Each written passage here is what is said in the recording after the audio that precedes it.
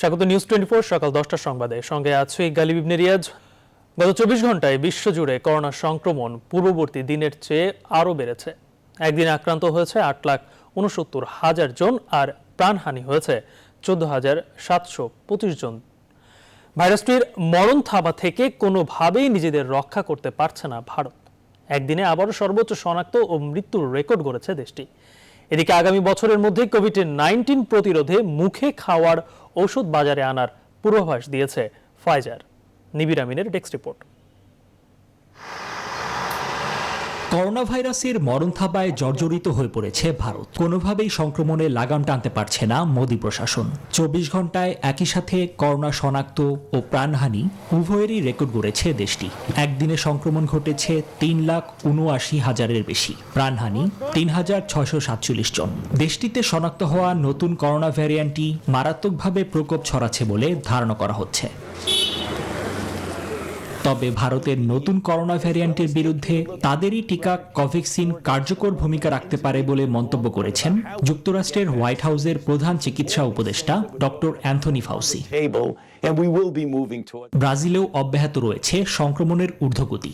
একদিনে 77,000-এর বেশি আক্রান্ত ও 3,000-এর অধিক প্রাণহানি হয়েছে দেশটিতে। আর 24 ঘন্টায় 55,000-এর বেশি করোনা রোগী শনাক্ত হয়েছে যুক্তরাষ্ট্রে, প্রাণহানি 8 শতাধিক।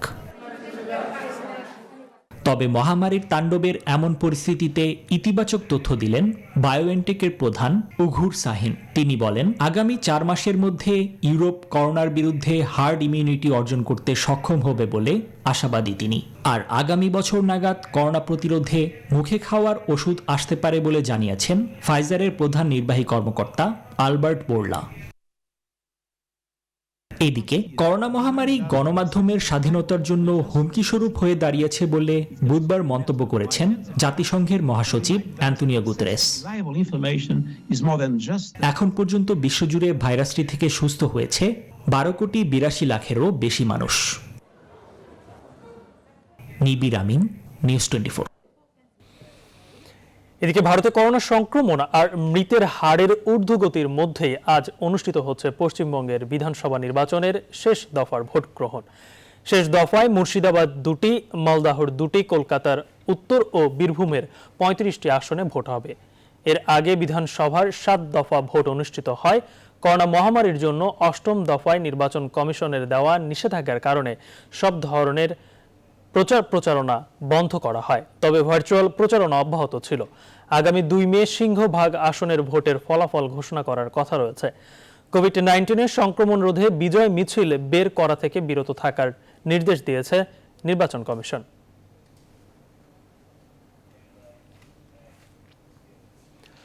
হাই ফ্লো নেজাল ক্যানুলার বিকল্প হতে পারে বুয়েটের অক্সিজেট সিপ্যাপ, যা কোনো রকম বিদ্যুতের সাহায্য ছাড়াই 60 লিটার পর্যন্ত অক্সিজেন প্রবাহে সক্ষম। ফলে কমবে আইসিইউর উপরে চাপ আর করোনা চিকিৎসা দেওয়া সম্ভব হবে দেশের উপজেলা পর্যায়েও। বিএমআরসির অনুমোদন সাপেক্ষে বর্তমানে যা আছে ঢাকা মেডিকেল কলেজ হাসপাতালের ক্লিনিক্যাল ট্রায়াল ফেজ 3-তে। রিশাদ হাসান জানাচ্ছেন বিস্তারিত।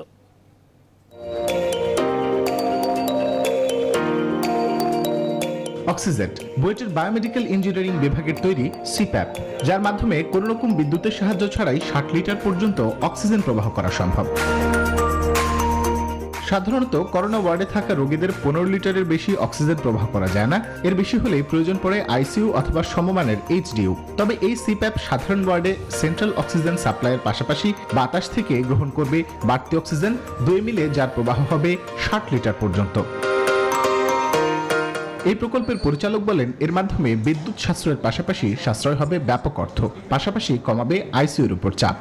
সিপ্যাপটি ওই হাইফ্লো নেজাল ক্যানুলার বিকল্প হিসেবে ব্যবহৃত হতে পারে সাধারণ ওয়ার্ডে, এবং যেহেতু এটা কোনো ইলেকট্রিক পাওয়ার ছাড়াই চলবে শুধুমাত্র অক্সিজেন প্রেশারের উপর, তো এগুলো সব চিন্তা করে আমাদের ফুল সেটআপটি করা হয়েছে। বাংলাদেশ মেডিকেল রিসার্চ কাউন্সিলের অনুমোদন ক্রমে এটি বর্তমানে রয়েছে ঢাকা মেডিকেল কলেজ হাসপাতালের ক্লিনিক্যাল ট্রায়ালের 3য় পর্যায়ে। বিশেষজ্ঞ চিকিৎসক বলছেন, এই প্রযুক্তি কার্যকরী হলে পরবর্তীতে করোনার যে কোনো ঢেউ মোকাবেলা করা সম্ভব। করোনা মহামারী ভারতের মতো যদি অথবা ব্রাজিলের মতো খারাপ পরিস্থিতি যায়, যে পর্যায়ে আমরা হয়তো সরকারি বড় বড় হাসপাতালগুলো বেড ক্রাইসিস তৈরি হবে, তখন আমরা সাধারণ এই মেশিনটা উপজেলা অথবা জেলা পর্যায়ে হসপিটালেও বিদ্যুৎবিহীনভাবে আমরা রোগীকে ম্যাক্সিমাম অক্সিজেন দিয়ে রাখতে পারবো। বিশ্বজুড়ে যখন অক্সিজেন সংকট ভেঙে পড়েছে, যখন সকল চিকিৎসা ব্যবস্থা, তখন একরকম আশীর্বাদ হয়েই সামনে আসছে দেশের তৈরি অক্সিজেন সিপ্যাপ। বর্তমান বাজারে একটি হাই ফ্লো নেজাল ক্যানোলার মূল্য 5 থেকে 7 লাখ টাকা, যেখানে এই অক্সিজেন তৈরি করতে খরচ হয়েছে মাত্র 20,000 টাকা। বলা হচ্ছে এটি যখন বৃহৎ পরিসরে উৎপাদনে যাবে তখন এর মূল্য নেমে আসবে 15,000 টাকায়, যা হতে পারে হাই ফ্লো নেজাল ক্যানোলার বড় বিকল্প। আর সেই সাথে বিদ্যুৎ সাশ্রয় তো আছেই। রিশাদ হাসান, নিউজ 24, ঢাকা।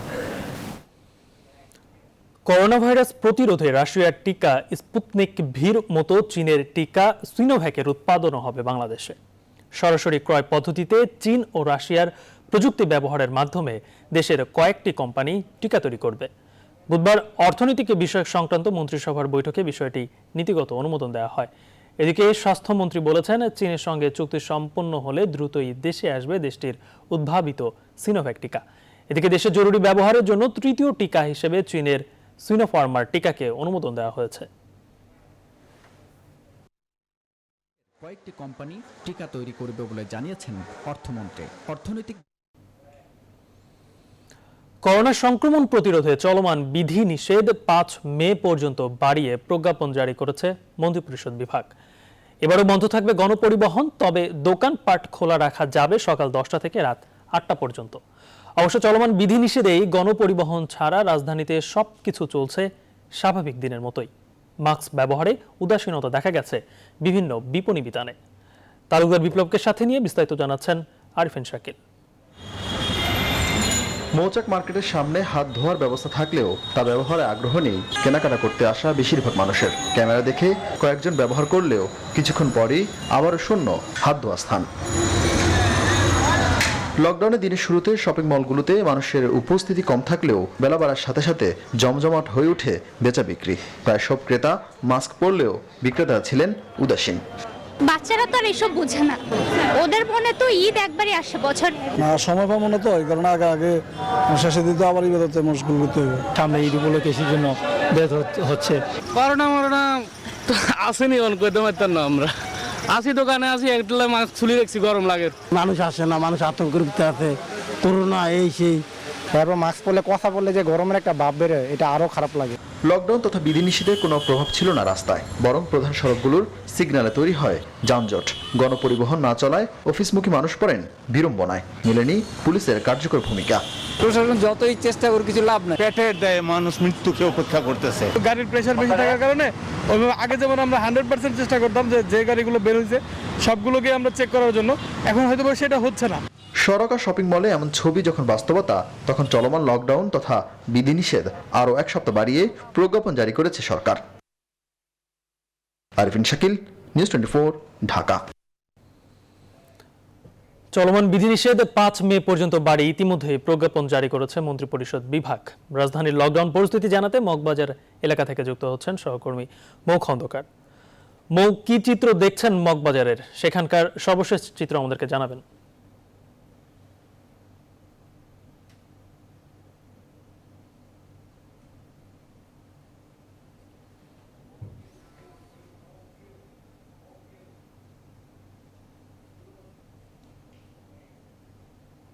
আমি এই মুহূর্তে আছি মগবাজারে এবং এই মগবাজারের চিত্র কিন্তু এখানে লকডাউন মানার কোনো বালাই নেই এবং সাধারণ জনগণ যারা আছে কারো মুখেই তেমন মাস্ক নেই এবং সরকারি নির্দেশনা কেউই মানছে না।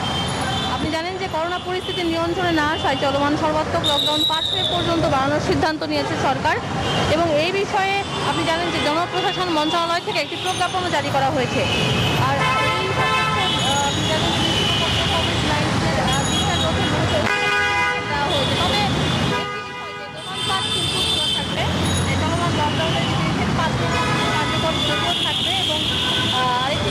আদালত এবং গণপরিবহন কিন্তু বন্ধ থাকবে আর দোকানপাট কিন্তু 8টা পর্যন্ত খোলা থাকবে, এমন নির্দেশনা দেওয়া হয়েছে। আপনি জানেন যে করোনা ভাইরাসের দিকে সংক্রমণ বেড়ে যাওয়ায় এই লকডাউন 5 এপ্রিল পর্যন্ত হয়েছে এবং প্রথমে করোনা পরিস্থিতি নিয়ন্ত্রণে না আসায় 14 থেকে 21 এপ্রিল পর্যন্ত আপনি জানেন যে পরিস্থিতি নিয়ন্ত্রণে না আসায় 14 থেকে 21 এপ্রিল পর্যন্ত প্রথমে লকডাউন দেওয়া হয় দেশব্যাপী এবং এরপর 22 এপ্রিল থেকে 28 এপ্রিল পর্যন্ত লকডাউন বাড়ানো হয়। এতেও পরিস্থিতি নিয়ন্ত্রণে না আসায় পরে কিন্তু মেয়াদ আরও 1 সপ্তাহ বাড়ানোর সিদ্ধান্ত নিয়েছে সরকার এবং 5ই মে পর্যন্ত সিদ্ধান্ত বাড়ানো হয়েছে। দেশে করোনা সংক্রমণ প্রথম ধরা পড়ে গত 8ই মার্চ। আপনি জানেন যে এর 10 দিন পর প্রথম মৃত্যু হয় করোনায় এবং সম্প্রতি করোনায় দ্বিতীয় ঢেউ সংক্রমণ এবং মৃত্যু সংখ্যা দিন দিন কিন্তু বেড়ে চলেছে। আর আপনি জানেন যে কিছুক্ষণ আগে আমরা এখানে গণমাধ্যম কর্মীরা যারা আইন শৃঙ্খলা বাহিনীর রয়েছেন তাদের সঙ্গে আমরা কথা বলেছি। তারা বলেছেন যে তাদের যে অভিযান সেটি তারা অব্যাহত রেখেছে। যারা বিনা প্রয়োজনে বের হচ্ছে তাদেরকে আইনের আওতায় নিয়ে আসা হচ্ছে, বিশেষ করে তাদেরকে জরিমানাও করা হচ্ছে বিভিন্ন মেয়াদে। আর জেলা প্রশাসকের পক্ষ থেকে তাদের ভ্রাম্যমাণ আদালত নিয়মিত তারা পরিচালনা করছে। আর এখানে আমরা দেখতে পেয়েছি অনেকগুলো পুলিশের অস্থায়ী চেকপোস্ট রয়েছে কিছু কিছু জায়গায় এবং সেখানে ডাবল চেকিংয়ের মাধ্যমে প্রত্যেককে চেক করা হচ্ছে। আরেকটি বিষয় আপনাকে জানাতে চাই, যেহেতু করোনা সংক্রমণ দিন দিন বেড়ে চলেছে এই কারণে কিন্তু 5ই মে পর্যন্ত তাদের এই লকডাউনটি বাড়ানো হয়েছে, কিন্তু সরকারি নির্দেশনা কেউই মানছেন না এবং লকডাউন মানার কোনো বালাই নেই জনসাধারণের মাঝে। এই ছিল আমার কাছে মগবাজার থেকে এখনকার মতো সর্বশেষ খবর। গালিব। মৌ, আপনাকে ধন্যবাদ। দর্শক, লকডাউনের সর্বশেষ চিত্র দেখাচ্ছিলেন মগবাজার থেকে মৌ খন্দকার। হেফাজতের অর্থদাতাদের পূর্ণাঙ্গ তালিকা এখন সরকারের হাতে। এই তালিকায় যেমন রয়েছে রাজনীতিবিদদের নাম, আছে দেশের বেশ কিছু ব্যবসায়ীর নামও। স্বরাষ্ট্রমন্ত্রী বলেছেন সময় মতো সবার নাম প্রকাশ্যে আনা হবে। এছাড়া মামুনুল ও হেফাজতের বিরুদ্ধে দায়ের করা সব মামলা আইন অনুযায়ী চলবে বলেও জানান তিনি।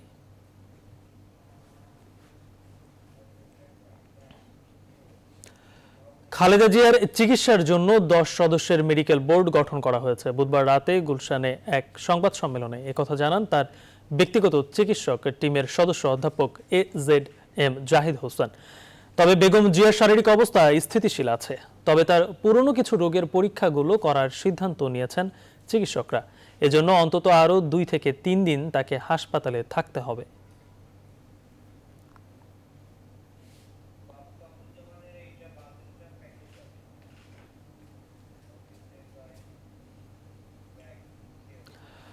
আগামী 3 জুন ঘোষণা হতে পারে 2021-22 অর্থ বছরের জাতীয় বাজেট। মহামারীকালের এই বাজেট সামনে রেখে সারা দেশের ব্যবসায়ীরা সংগঠনগুলো সরকারের কাছে এরই মধ্যে অসংখ্য প্রস্তাব তুলে ধরেছেন। এফবিসিসিআইয়ের সাবেক 2 সভাপতির মতে বাজেট বাস্তবায়নে সবার আগে নজর দিতে হবে সামাজিক নিরাপত্তা ও স্বাস্থ্য খাতে। এক্ষেত্রে শুধু বরাদ্দ বাড়ানো নয়, তার গুণগত ব্যয় নিশ্চিত করারও তাগিদ দিয়েছেন তারা। বিস্তারিত জানাচ্ছেন বাবু কামরুজ্জামান।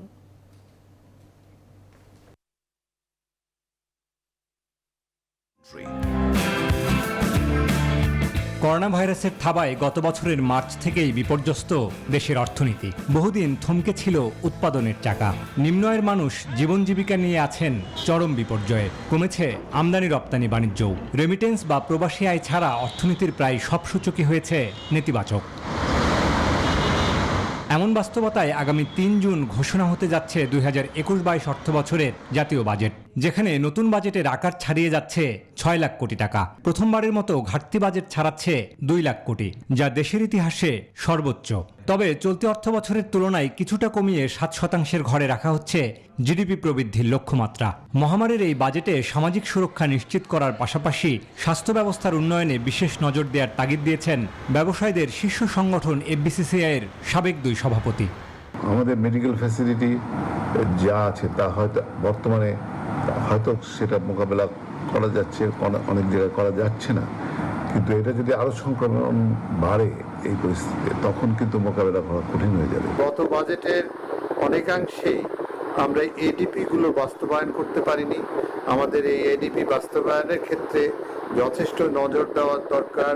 কৃষক যাতে কৃষিকাজটা নির্বিঘ্নে করতে পারেন সেই দিকে বিশেষ খেয়াল রাখা দরকার।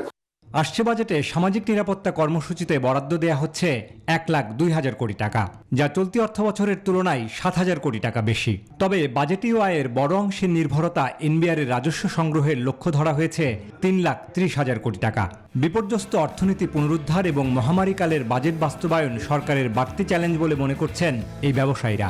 বাজেটের আকার বৃদ্ধির চেয়েও বাজেটের ইমপ্লিমেন্টেশনকে যাতে আমরা, কারণ আমাদের অনেক বাধা আছে এই কোভিডের কারণে। এটা একটা বড় বাজেট, গতবারের তুলনায় বড়, সেদিন চ্যালেঞ্জও কিন্তু বহুমুখী হবে। বিশেষ করে রাজস্ব আদায়টা সবচেয়ে বড় চ্যালেঞ্জ হয়ে দাঁড়াবে এমন সময়। সেই দিকটাকে দেখতে হবে। স্বাস্থ্য খাতের বরাদ্দ এবং বাস্তবায়ন কতটা দক্ষতার সঙ্গে করা হচ্ছে তার উপর অর্থনীতি পুনরুদ্ধারের অনেকটা নির্ভর করবে বলে মনে করছেন ব্যবসায়ীরা। বাবু কামরুজ্জামান, নিউজ 24, ঢাকা।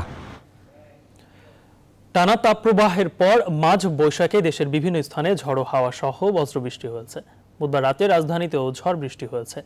এর আগেই তীব্র গরমের পর বৃষ্টি ও ঝড়ের আভাস দিয়েছিল আবহাওয়া অধিদপ্তর। এদিকে কুড়িগ্রামের নাগেশ্বরী, ভুরুঙ্গামারী ও ফুলবাড়ী উপজেলার উপর কালবৈশাখী ঝড় বয়ে গেছে। ঝড়ে তাণ্ডবে গাছপালা ও বেশ কিছু কাঁচা ঘর ক্ষতিগ্রস্ত হয়েছে। কিছু জায়গায় টিনের চাল উড়ে যাওয়ার খবরও পাওয়া গেছে। তবে কয়েকদিনের টানা গরমের পর বৃষ্টি হওয়ায় স্বস্তি নেমে এসেছে জনমনে।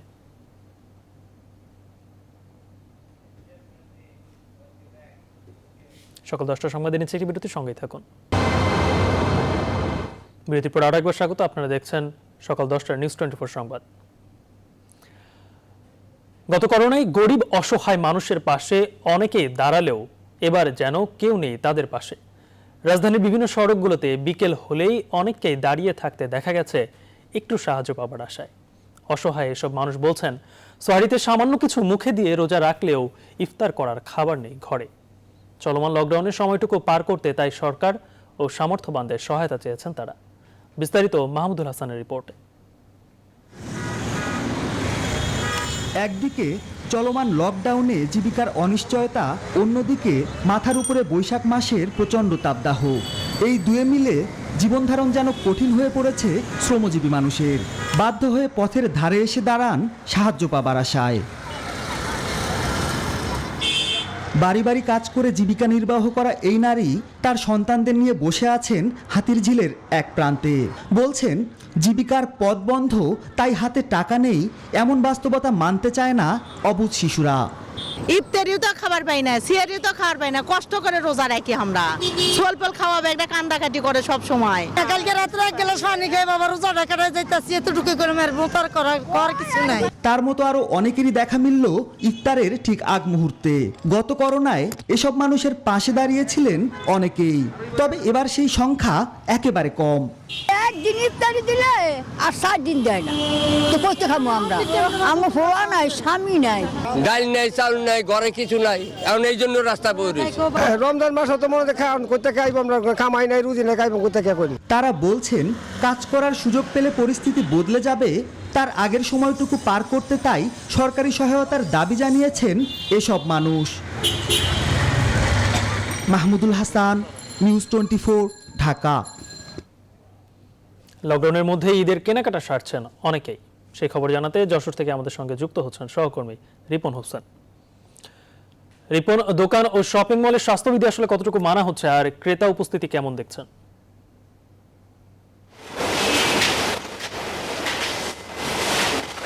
ধন্যবাদ আপনাকে।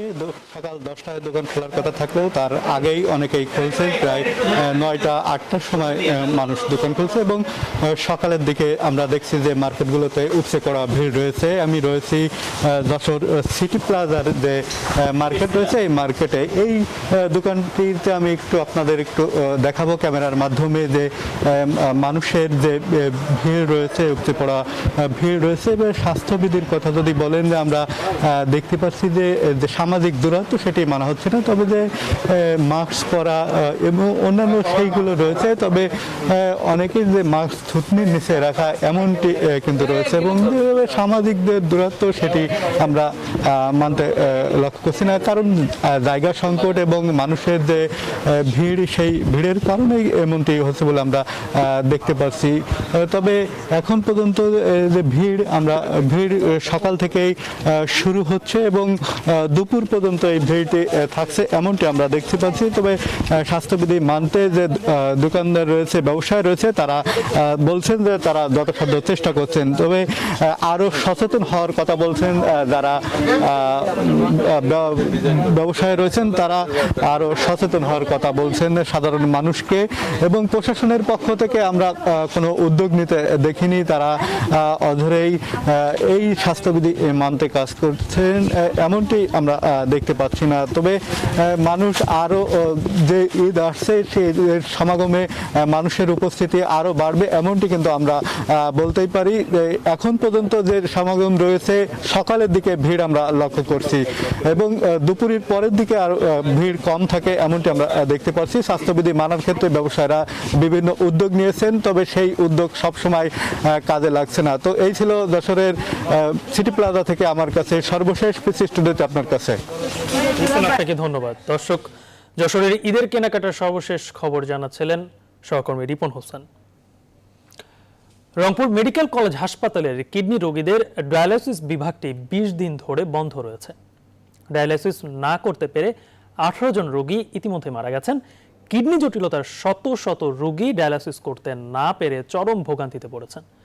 দর্শক, এই বিষয়ে বিস্তারিত জানাতে সহকর্মী রেজাউল করিম মানিক যুক্ত হচ্ছেন সরাসরি। মানিক, সবশেষ কি খবর আছে এই দুর্ভোগের?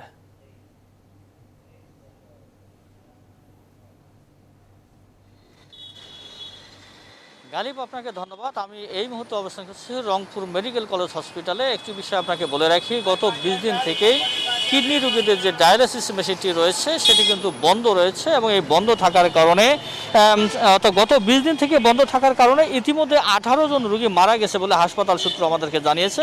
আরেকটি বিষয় বলে রাখি যে তালিকাভুক্ত যেসব রোগী রয়েছে শত শত রোগী, তারা কিন্তু ডায়ালাইসিস করতে না পারে চরম দুর্ভোগে পড়েছে এবং তাদের জীবন মৃত্যুর সন্ধিক্ষণে পড়েছে। আমরা কর্তৃপক্ষের সাথে কথা বলেছি, তারা বলেছে এইসব মেশিন মেরামত করতেও তার অনেক সময় লাগবে বলে আমাদেরকে জানিয়েছেন। এই বিষয়ে কথা বলার জন্য আসলে রংপুরের একজন স্বাস্থ্য বিশেষজ্ঞ রয়েছেন, তার সাথে কথা বলেছে খন্দকার মাহমুদুল্লাহ বিপ্লব। আপনি জানেন রংপুর মেডিকেলে অত্যন্ত গুরুত্বপূর্ণ একটি ডায়ালিসিস ইউনিট অর্থাৎ কিডনির, সেটি বন্ধ রয়েছে, অর্থাৎ মানুষ এ পর্যন্ত 18 জন ব্যক্তিও মারা গেছে বলে আমরা জানতে পেরেছি এবং শত শত রোগী কিন্তু এখন পর্যন্ত দুর্ভোগে রয়েছে। তো এই বিষয়ে আপনাদের মতামত কি রয়েছে? এটা আসলে মানুষ দুর্ভোগে রয়েছে বলা যাবে না, এটা অনেকটা গাফিলতির জন্য আস্তে আস্তে দুর্ভোগে ফেলা হয়েছে কারণ কি প্রত্যেকটা মেশিনে একটা লাইফ টাইম থাকে যে এটা এতটুকু চলতে পারবে। এটা নষ্ট হওয়ার আগে একটু না একটু ডিস্টার্ব করেছে। 2টা পিউরিফাইড মেশিন নষ্ট হয়ে গেল, একসাথে একদিনে নষ্ট হয়নি। এটা নষ্ট হওয়ার আগে সচেতন হওয়া দরকার ছিল আর এটা ব্যবস্থা করা দরকার ছিল, কারণ এটা সরকারি হাসপাতাল, এমন না যে আমি চাইলেই পাবো। অনেক নিয়ম আছে, এই প্রক্রিয়া সম্পন্ন করে আরেকটা মেশিন আসতে হবে। তাহলে তারা আগে কেন প্রস্তুতি নেয়নি? একজন ডায়ালিসিস রোগীর ডায়ালিসিস করতে 180 লিটার বিশুদ্ধ পানি দরকার। এই পিউরিফাইড মেশিন দুইটাই একসাথে নষ্ট হচ্ছে? কখনো না, তারা আগে ব্যবস্থা নেয় নাই। এখন এই তাদের গাফলতির জন্য মানুষ কষ্টে পড়ছে। হ্যাঁ, এই কষ্টটা পড়া কখনো যারা এটা দায়িত্বে আছে তারা এই কষ্টটা ফেলা উচিত করেনি, কারণ এখানে 400 টাকা হলে একজন মানুষ ডায়ালিসিস করতে পারে। একজন গরিব লোক 3000 টাকা দিয়ে বেসরকারি হাসপাতালে ডায়ালিসিস করতে পারে না দেখে তারা এখানে ঢুকে মরছে। আমি যখন জানলাম যে আমার মেশিনটা ডিস্টার্ব করছে, এই বন্ধ হয়ে যাবে বা যেতে পারে, আমি পূর্ব প্রস্তুতি কেন নেই। ঠিক একইভাবে আমাদের এখানে ইকোকার্ডিওগ্রাম মেশিন নষ্ট, এনজিওগ্রাম মেশিন নষ্ট, তারপরে আমাদের এমআরআই। মানিক, আপনাকে ধন্যবাদ। এবারে সরাসরি ঈদ বাজারের খবর। ঈদের বাকি আর 2 সপ্তাহ, আর তাই বিপণী বিতানগুলোতে মেয়েদের পাশাপাশি ছেলেদেরও চলছে কেনাকাটার ব্যস্ততা। ঈদ কেনাকাটায় ছেলেদের প্রথম পছন্দ পাঞ্জাবি হওয়ায় ফ্যাশন হাউসগুলো এবার বাজারে এনেছে বিভিন্ন রঙের ও ডিজাইনের পাঞ্জাবি। গরমের কথা চিন্তা করে এবার সুতি কাপড়কে প্রাধান্য দিচ্ছেন ক্রেতারা। বিস্তারিত জানাচ্ছেন ফাতেমা কাউসার। বাঙালির আপন ঐতিহ্য আর ধর্মীয় ভাবভঙ্গি মিলিয়ে প্রচলিত এদেশের ঈদ উৎসব মানেই নতুন পোশাক। ছেলেদের ফ্যাশনে পরিবর্তনের ছোঁয়া জাগিয়ে তুলতে তাই নতুন কাট ও ডিজাইনের ভিত্তিতে সেজে উঠেছে রাজধানী বিভিন্ন শপিং মল, মার্কেট ও বিভিন্ন ফ্যাশন হাউস। ঈদ উৎসবে ছেলেদের প্রথম পছন্দ পাঞ্জাবি। সময়ের সাথে এই পোশাকে এসেছে নানা পরিবর্তন, জাঁকজমক নকশা, জমকালো রং, সব মিলিয়ে এসেছে সক্রিয়তাও। কথা চিন্তা প্রাধান্য দেওয়া হয়েছে। বিক্রেতারা বলছেন চলমান লকডাউনে এবার অন্যান্য ঈদের চেয়ে কিছুটা কম বেচা বিক্রি। বেচা কিনা ইনশাল্লাহ মোটামুটি খারাপ না, তবে করোনার জন্য আগের থেকে একটু বেচা কিনা খারাপ। প্রত্যেকটা ফেব্রিক্স খুবই কমফোর্টেবল, লিলেনের ভিতরে কিছু ফেব্রিক্স আছে, এমনি কটন আছে। কাস্টমার কিছু সিম্পলের মধ্যে কিছু গর্জিয়াস পাঞ্জাবি খুঁজতেছে। তবে ঈদ আনন্দ এবার শুধু পাঞ্জাবিতেই থেমে থাকছে না, বরং সময় উপযোগী নান্দনিক সব শার্ট ও টি শার্টেও সেজে উঠেছে ছেলেদের ঈদ বাজার। ঈদের মার্কেটের জন্য আসছি, ছেলেদের জন্য গেঞ্জি কিনবো, গরম তো সুতি গেঞ্জি কিনবো। আমার ভাইয়ের জন্য কেনার জন্য আসছি। আমি মূলত এখন এই গরমের জন্য সাদা কালারটাই চুজ করতেছি। যেহেতু সামনে ঈদ, বাচ্চাদের জন্য কিছু কিনতেই হবে, কারণ তাদের খুশিতেই আমরা খুশি। যদি রিজনেবল প্রাইসের ভিতরে থেকে থাকে তাহলে আমাদের সামর্থ্য অনুযায়ী আমরা নিয়ে নিই। শপিং মল খোলার শুরুর দিকে খুব একটা বিক্রি না হলেও শেষ মুহূর্তে বেচাকেনা জমে উঠবে বলে প্রত্যাশা বিক্রেতাদের। ফাতেমা কাউসার, নিউজ 24, ঢাকা। সংবাদে নিচ্ছে আরো একটি বিরতির সঙ্গে থাকুন। বিরতির পর আবারও স্বাগত, আপনারা দেখছেন নিউজ 24। এবারে ফার্স্ট সিকিউরিটি ইসলাম ব্যাংক অর্থ বাণিজ্যের সংবাদ। গাড়ি যোগাযোগ যন্ত্র উন্নয়নে টয়োটার সঙ্গে আরও 4টি জাপানি গাড়ি নির্মাতা প্রতিষ্ঠান কাজ করবে। খরচ কমানো এবং যথাসময়ে পণ্যের সরবরাহ নিশ্চিত করাই এই ডিভাইস উন্নয়নের মূল লক্ষ্য বলে জানিয়েছে কিয়োদো নিউজ। সংবাদদাতাটি জানায়, যানবাহন যোগাযোগ প্রযুক্তি উন্নয়নকারী প্রতিষ্ঠানগুলো হলো Toyota, Mazda Motor Corporation, Suzuki Motor Corporation, Subaru Corporation ও টয়োটার অঙ্গ প্রতিষ্ঠান ছোট গাড়ি উৎপাদনকারী ডাইহাটসু মোটর কর্পোরেশন। পরবর্তী প্রজন্মের গাড়ির জন্য কমিউনিকেশন ডিভাইস তৈরির ক্ষেত্রে নিজেদের প্রযুক্তির সমন্বয় ঘটাবে বলে জানিয়েছে সংস্থাগুলো।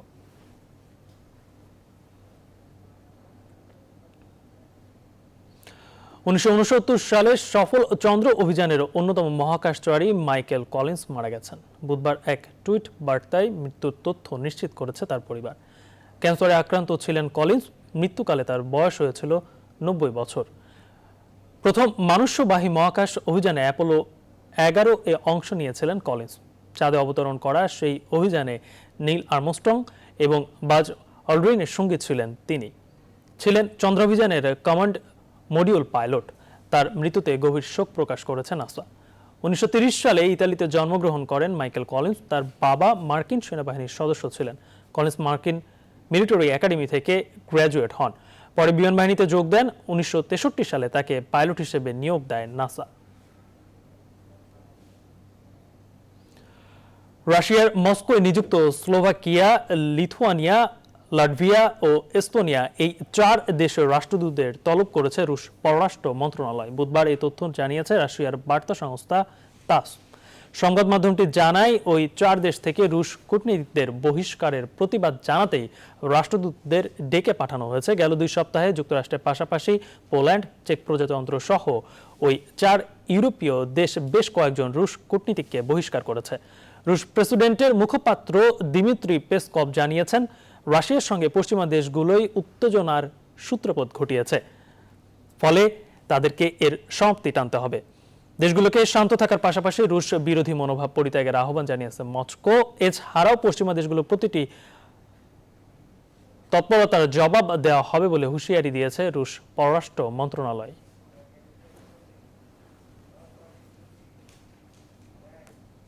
নিউজ আরেকটি বিরতির সঙ্গে থাকুন। বিরতির পর আবারও স্বাগত, আপনারা দেখছেন নিউজ 24 সংবাদ। এবার নিউজ 24 স্পোর্টস।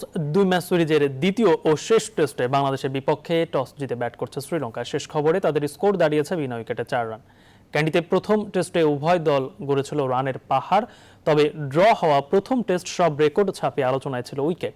দ্বিতীয় টেস্টও অনুষ্ঠিত হচ্ছে একই ভেন্যুতে। প্রথম ম্যাচে ব্যাটসম্যানদের ব্যাটে আর মস্তিষ্কে টেস্ট সুলভ আচরণ আলোচনায় ফেলেছে বেশ। অন্যদিকে উইকেটের মলিনতাকে পাশ কাটিয়ে পেসারদের লেন্থ আর পেসের সমন্বয় ছিল বাংলাদেশের বড় প্রাপ্তি। প্রথমবারের মতো টেস্ট দলে জায়গা পেয়েছেন পেসার শরীফুল ইসলাম, বাদ পড়েছেন ইবাদত। এছাড়া লঙ্কান দলে অভিষেক হয়েছে প্রবীণ জাউইকারমার।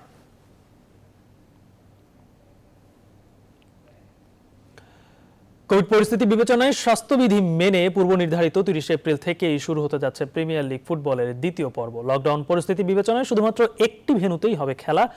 সরকারি নির্দেশনায় লকডাউন উঠিয়ে না নেওয়া পর্যন্ত বঙ্গবন্ধু স্টেডিয়ামেই হবে লিগের পরবর্তী রাউন্ডের ম্যাচগুলো। সংবাদ সম্মেলনে এসব তথ্য জানিয়েছেন বাফুফের লিগ কমিটির চেয়ারম্যান সালাম মুর্শিদি।